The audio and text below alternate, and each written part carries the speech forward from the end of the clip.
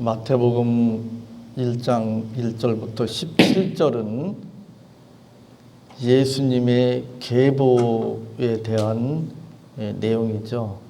그런데 이렇게 시작하죠. 아브라함과 다윗의 자손 예수 그리스도의 계보라. 그러니까 예수님의 그 조상들을 쭉 열거하고 있는데 그 가운데 특별히 아브라함과 다윗을 꼭 집어서 아브라함과 다윗의 자손 예수 그리스도의 계보라 이렇게 시작하고 있는 것을 보게 됩니다. 예수님의 계보에 있어서 아브라함과 다윗이 그만큼 중요한 위치 또 중요한 의미를 가지고 있다는 것을 이렇게 표현하고 있습니다. 이 17절에서도 그런즉 모든 대수가 아브라함부터 다윗까지 14대요 다윗부터 바벨론으로 사로잡혀갈 때까지 14대요 여기에 두면 아브라함과 다윗이 등장하고 이 예수님의 계보를 세 시기로 이렇게 구분할 때에도 그 구분 기준에 아브라함과 다윗이 등장하고 있는 것을 보게 됩니다. 그러면 왜 예수님의 계보에 있어서 아브라함과 다윗이 그만큼 중요한 위치를 차지할까? 아브라함을 통해서 하나님께서 약속하셨습니다. 어떤 약속을 하셨습니까? 아브라함의 자손 중에서 자손들이 아니고 자손이라고 히브리서에 설명하고 있죠. 하나님께서 복을 주시겠다. 하늘의 별같이 바닷가의 모래같이 셀 수 없을 만큼. 근데 그 자손이 바로 예수님이잖아요. 그렇죠? 그 예수님이 아브라함에게 하나님께서 약속하신 그 자손 곧 메시아 그리스도라고 하는 것을 오늘 성경은 우리에게 증거하고 있습니다. 그러므로 예수님의 계보에 있어서 아브라함은 빼놓을 수 없는 인물이죠. 그 다음에 이제 다윗이 나오는데 다윗에게도 하나님께서 약속하시기를 다윗의 가문에서 왕위가 계속 이어질 것이다 라고 말씀하셨습니다. 그런데 영원히 다윗의 후손들에게 왕위가 이어질 것이라고 하는 그 하나님의 말씀이 우리가 금방 알 수 있듯이 아니잖아요. 그렇죠? 물론 이스라엘이 이제 그 남과 북으로 나눠지고 그 남유다가 이제 다윗의 후손들이 왕위를 이어받지만 바벨론에 망하잖아요. 그것으로 끝나잖아요. 그 뒤에 이제 뭐 이렇게 간신히 어떻게 이렇게 이어져서 이제 요셉과 마리아에 이제 연결이 되지만 그러나 지금은 또 아니잖아요. 그렇죠? 그러면 무엇을 의미하는가? 그것은 바로 예수님을 의미하죠. 예수님. 그래서 다윗의 후손 가운데 메시아가 날 것이라고 하는 약속을 하셨습니다. 그래서 이스라엘 백성들은 다윗의 자손, 다윗의 후손으로 메시아를 부르기도 했습니다. 그러므로 아브라함과 다윗은 하나님께서 그 후손 가운데서 메시아가 나실 것이라고 약속하셨기 때문에 예수님의 계보에 있어서 빼놓을 수 없는 중요한 위치에 있다고 하는 것을 확인할 수 있습니다. 그런데 그것을 이스라엘 백성들이 특별히 서기관과 바리새인들 또 대제사장들 율법 학자들은 그런 성경의 내용을 몰랐는가? 모르는 건 아니었습니다. 그들이 열심히 성경을 읽었습니다. 성경을 읽은 정도가 아니라 암송하고 또 연구했습니다. 저는 외우는 걸 참 잘 못하는데 전에 그 웨스트민스터 대요리 문답을 지금 주부에 게재하고 있는데 그 대요리 문답보다 축약판이 이제 소요리 문답이잖아요. 근데 소요리 문답도 만만치 않습니다. 예. 근데 그걸 처음에 만들 때 어린이용으로 만드는 거라잖아요. 웨스트민스터 대요리 문답은 어른용이고 소요리 문답은 어린이용. 그리고 그 소요리 문답을 어린이들이 읽은 정도가 아니고 줄줄 암송했다잖아요. 참, 저도 한번 암송하려고 시도를 했다가 성공을 못했는데 아니더라고요. 무슨 이야기를 하려고 그러는가 하면 그만큼 종교개혁 시대에 이제 또 그랬고 구약 시대 유대인들이 성경을 그렇게 사랑하고 성경을 듣고 읽고 연구하고 그랬거든요. 근데 왜 예수님을 메시아로 구세주로 알아보지 못하고 배척했을까? 궁금하잖아요. 왜 그런 거죠? 성경을 많이 읽고 심지어 암송하고 또 그걸 체계적으로 구체적으로 연구를 해요. 그 가장 대표적인 방법이 신학 공부를 하는 거겠죠. 학교에 들어가서 대학교 과정이든 대학원 과정에서 할 수도 있고. 그런데 왜 예수님을 구세주와 주님으로 몰라본 거죠? 성경을 그렇게 열심히 읽고 암송하고 연구했는데 그뿐만이 아니라 예수님을 메시아를 고대했는데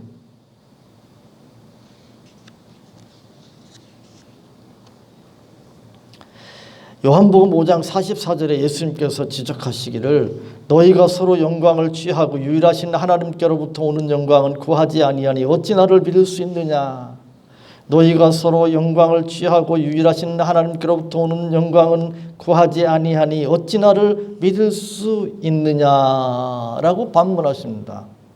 성경을 읽는 것 중요하고 성경을 배우는 것 중요한데 성경을 연구하는 것 중요한데 그게 자기 영광을 위해서 자기 어떤 종교적인 심성을 만족시키기 위해서 하면 한마디로 뭐라고요? 꽝이 돼요. 꽝. 왜 꽝이 되는 거예요? 자기가 자기 어떤 인간적인 필요, 그건 영광이라고 표현할 수 있겠죠. 자기 영광. 그것을 위해서 성경을 읽고 배우고 연구하면 결국은 어떻게 되는 거죠? 자기 영광에 맞추어서 성경을 어떻게 합니까? 왜곡시키는 거예요.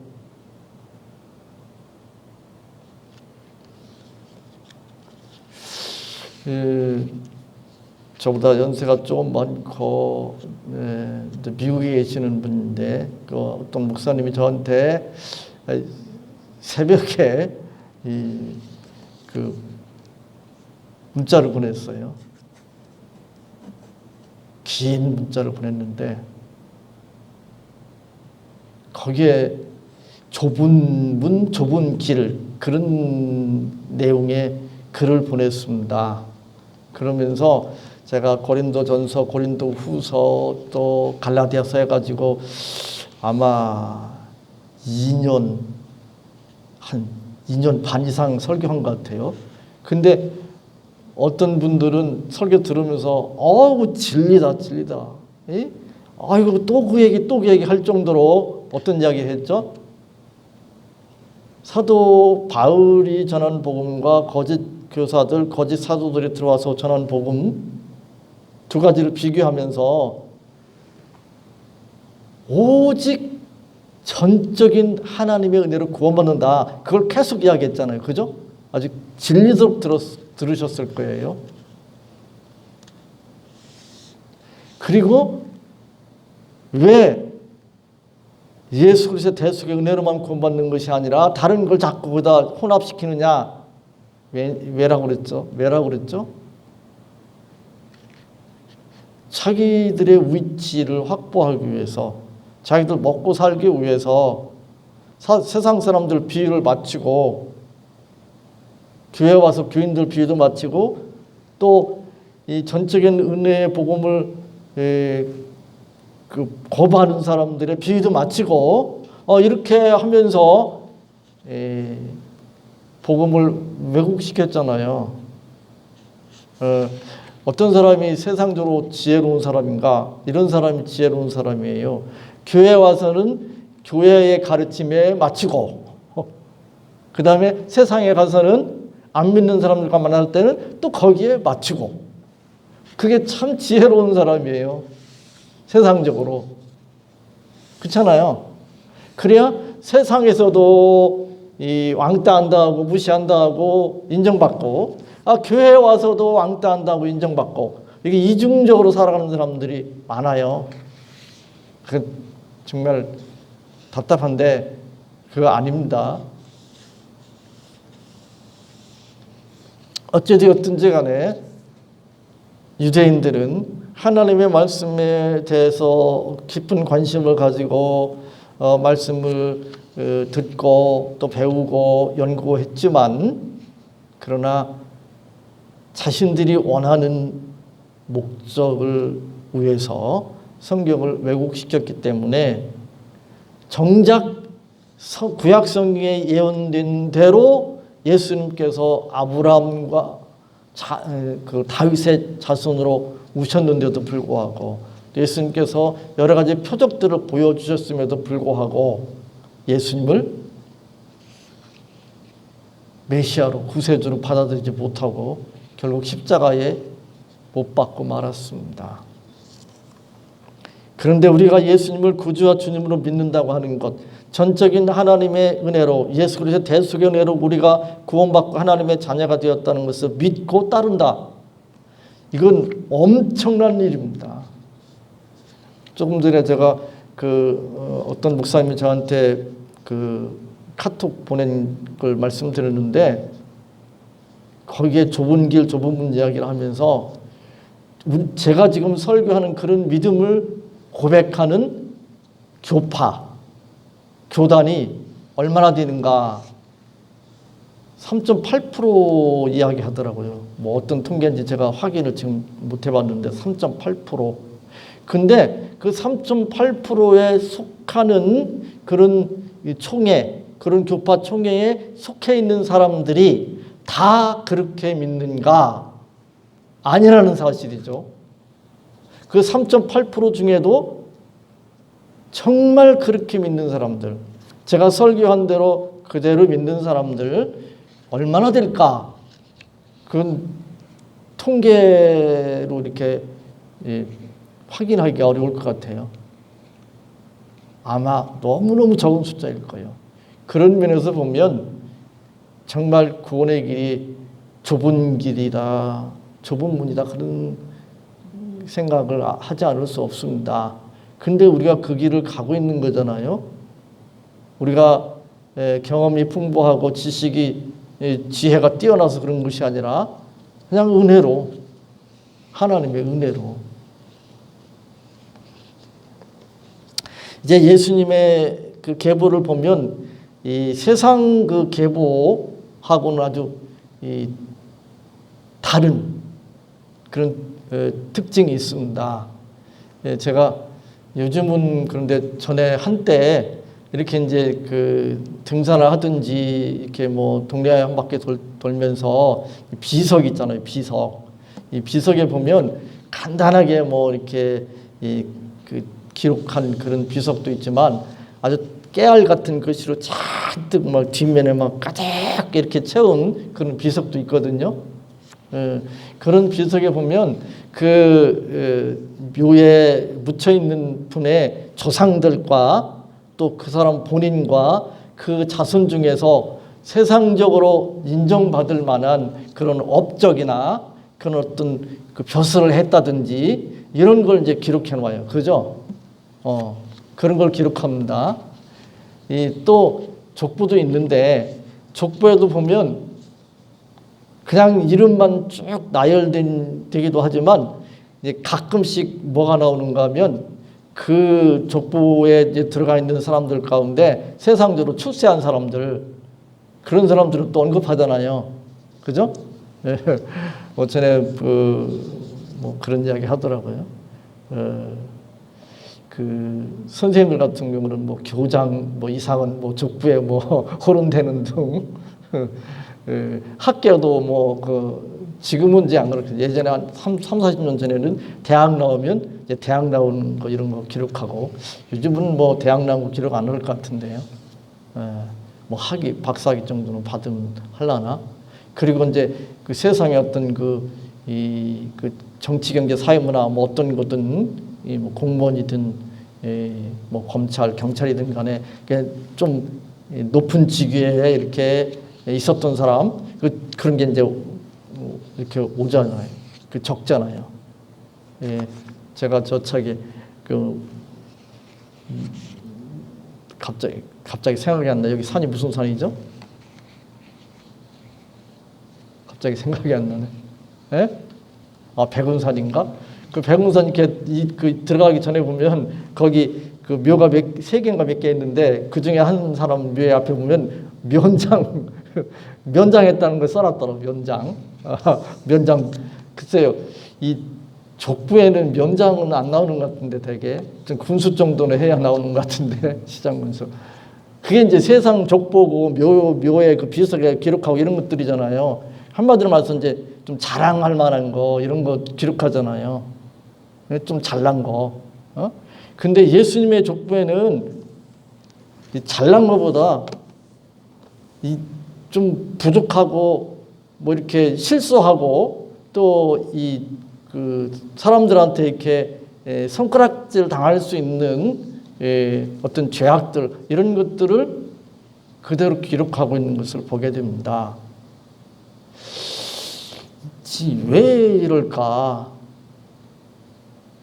이 성경 전체도 그렇고 예수님의 족보에도 그렇고 성경은 사람들을 뭐 이렇게 막 치켜 세우고 뭐 사람들의 업적이나 이렇게 훌륭한 것을 이렇게 뭐 드러내서 그 사람들을 본받아라 이런 거 이야기할 의도가 없습니다.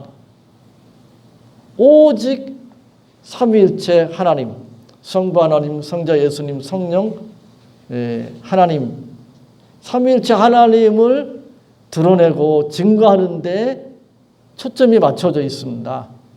그러므로 예수님의 족보에 보면 우선 2절에 보면 이런 기록이 나옵니다. 아브라함이 이삭을 낳고 이삭은 야곱을 낳고 야곱은 유다와 그의 형제들을 낳고 그런 표현이 나오는데 여기에 보면 아브라함의 세상적인 의미에서 장자는 이삭이 아니고 이스마엘이잖아요. 이스마엘은 족보에 등장도 안 합니다. 이삭이 등장합니다. 믿음으로 낳은 아들 이삭만 등장해요. 그 다음에 이삭의 자녀 가운데 이제 에서가 장자잖아요. 근데 에서가 빠져버리고 대신에 야곱이 등장합니다. 특별히 에서와 야곱은 비교해보면 야곱이 에서보다 훌륭한 점이 없습니다. 그런데도 등장합니다. 그것은 하나님께서 우리를 구원하시고 하나님의 자녀 삼으신 것이 인간의 업적, 인간의 어떤 훌륭한 것 그런 것이 기준이 아니라고 하는 거예요. 그냥 하나님의 전적인 은혜라고 하는 것을 우리에게 말씀하고 있습니다. 구원은 하나님의 주권적인 선택이라고 하는 것을 2절은 우리에게 분명하고 또 구체적으로 증거하고 있습니다. 히브리서에도 그렇고 로마서에서도 강조하고 있는 것을 볼 수가 있습니다. 이제 특별히 3절로 6절에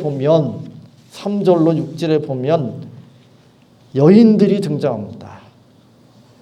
여인들이 등장하는데 여인들이 오늘날은 아니지만 과거에는 족부에도 빠져 있었습니다.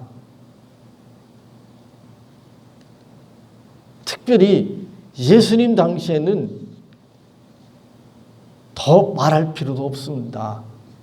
기독교가 전파되면서 여성들의 권위가 향상이 되고 남녀 평등의 놀라운 복음이 전파된 거지 그전에는 그렇지 않았습니다. 그런데 예수님의 계보에 여인들이 등장합니다. 다말이 등장하고 라합도 등장하고 룻도 등장하고 또 밧세바라는 이름은 등장하지 않지만 우리아의 아내라고 분명히 기록되어 있습니다. 그리고 이제 마지막으로 마리아가 등장합니다. 근데 그 여인들이 그러면 남성들 못지않게 뭔가 훌륭한 그런 여성들이어서 등장한 것인가? 그것이 아닙니다. 다말은 시아버지 유다와 동침해서 베라스와 세라를 낳았습니다. 이건 손가락질 당할 일이잖아요. 그 다음에 라합은 이방인이었고 기생이었습니다. 이방인이 구원받는다? 기생이 더운다나? 생각도 못하는 그때 시대 상황이었습니다. 그런데 예수님의 계보 가운데 분명하게 기록되어 있는 것을 볼 수가 있습니다. 룻도 물론 이방인이었습니다. 물론 그가 이 시어머니를 따라서 시어머니의 믿음을 따라서 유다로 돌아왔다고 하는 그런 훌륭한 점이 있긴 하지만 그러나 이방인이었습니다. 유대인들이 개치고 하는 이방인이었습니다. 밧세바는 물론 우리아의 아내 밧세바는 뭐 특별히 뭐 악하고 그런 것들을 우리가 성경에서 확인할 수는 없지만 그러나 여기에 등장하는 것은 상당히 부끄러운 모습으로 등장하는 거죠. 그러니까 다윗이 우리아의 아내를 간음해가지고 그 다음에 이제 솔로몬을 낳는 거잖아요. 그런 모습으로 등장하기 때문에 이것도 그렇게 자랑스러운 모습이라고 말할 수가 없습니다. 물론 예수님을 낳은 마리아 천주교에서는 뭐 엄청 지켜세우지만 그러나 그저 평범한 여인일 뿐이었습니다. 이방인들, 죄인들, 여인들 그리고 평범한 사람들 하나님께서는 차별 없이 은혜를 베푸신다고 하는 것을 그리고 그것이 하나님의 전적인 주권 안에 들어있다고 하는 것을 우리에게 다시 한번 확인시켜주고 있습니다. 그런데 특별히 오늘 이 충격적인 내용 가운데 하나는 이제 6절에 보면 이새는 다윗 왕을 낳으니라. 다윗은 우리아의 아내에게서 솔로몬을 낳고 이 대목인데 아주 충격적인 내용입니다. 다윗을 오늘 족보에서 보면 다윗 왕을 낳으니라. 다른 왕들은 왕이라는 표현을 안 썼어요. 근데 오직 유일하게 다윗만 왕이라고 하는 칭호를 썼습니다. 다윗의 후손들 왕들 쭉 있는데 그만큼 다윗을 아주 이 족보에 있어서 예수님의 계보 가운데 있어서 아주 중요한 인물로 취급하고 있는 것을 보게 됩니다. 그런데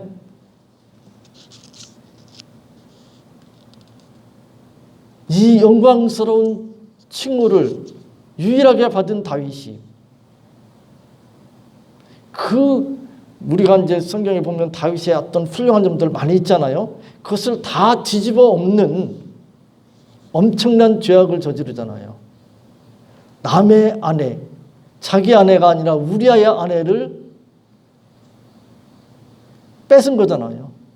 우리아는 죽이고 살인 교사한 거잖아요.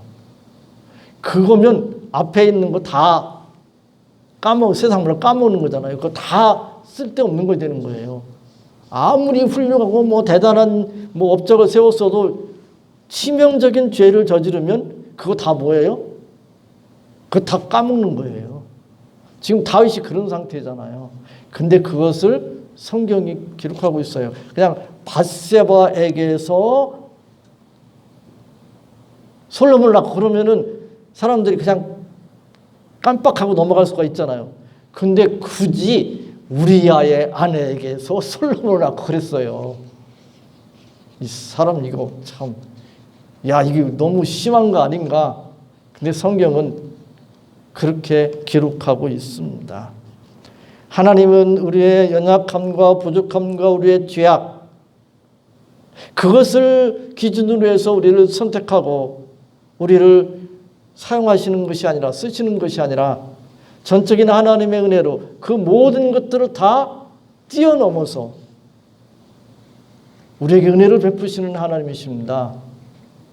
우리가 여기에 앉아있는 것도, 우리가 예수님을 구주와 주님으로 고백하는 것도, 우리가 조금 전에 말씀드린 3.8% 안에 드는 좁은 문 좁은 길을 가는 그런 신앙의 길을 걷고 있는 그 모든 것들, 그건 어떤 그 성경책에 보니까 이 전권이라는 그 표현을 계속 쓰더라고요. 저는 하나님의 주권, 전적인 주권, 그런 표현을 쓰는데 거기서는 전권. 하나님은 전권을 가지신 분이잖아요. 전권. 그러니까 뭐 어디에 대해서 뭐 토를 달고 뭐 그것에 대해서 뭐 반문을 제기하고 그런 걸 다 뛰어넘는 거예요. 그 뛰어넘는 하나님의 사랑과 은혜를 우리가 구원받았습니다. 예수님이 바로 그렇게 우리를 구원하시기 위해서 십자가를 지시려고 이 세상에 오셨다고 하는 것을 예수님의 계보는 우리에게 증거하고 있습니다. 아무리 비극적이고 절망적인 상황에 빠졌다고 할지라도 우리는 절망할 필요가 없습니다. 왜냐하면 전권자, 전적인 주권자이신 하나님께서 우리를 사랑하시고 우리에게 은혜를 베풀어 주시면 그 모든 것도 우리에게 합력해서 선이 될 뿐만 아니라 우리를 하나님께서 원하시는 가장 풍성한 삶으로 우리를 인도하시는 방법이 되고 수단이 될 수 있다고 하는 사실입니다. 그러므로 이 믿음 가지시고 우리의 현실이 고단하고 힘들고 어려울지라도 그것 때문에 낙심하고 실망하고 체념하고 포기하지 말고 우리의 모든 죄를 대신 짊어지시고 십자가에 돌아가신 주님, 우리를 지키시고 보호하시고 인도하시는 주님, 그 주님을 바라보시고 의지하시기 바랍니다. 하나님 감사합니다. 오늘 이 말씀 붙들을 수 있도록 도와주시옵소서. 저희들 모든 세상적인 조건을 뛰어넘어서 저희들을 선택하시고 구원하시고 자녀 삼으시고 저희들을 지키시고 보호하시고 인도하시는 줄 믿습니다.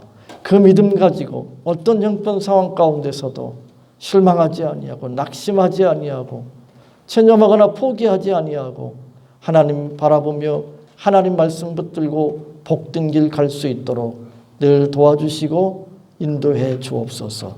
예수님의 이름으로 기도하옵나이다. 아멘.